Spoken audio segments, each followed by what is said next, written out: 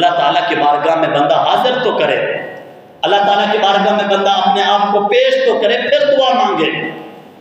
یہ تو دھوکہ ہے، تیرا اور میرا اپنے آپ کو دھوکہ دینے کا ایک طریقہ ہے۔ کوئی بے بس ہے تو وہ بھی دعا مانگ رہا ہے، اور جس کے پاس سارے اسباب ہیں وہ بھی دعا مانگ رہا ہے، اور کہتے ہیں کہ یہ دعاؤں کے ساتھ ہمیں فتح نصیب ہوگی۔ اور پھر الفاظ کیسے ہوتے ہیں کہ یا اللہ کوئی صلاح الدین ایوبی بھیج، 2 ارب مسلمانوں میں اگر ایک بھی صلاح الدین ایوبی پیدا نہیں ہو سکا تو پھر ایسے مسلمانوں کی نہ تو رب کو ضرورت ہے نہ رب کے رسول کو ضرورت ہے۔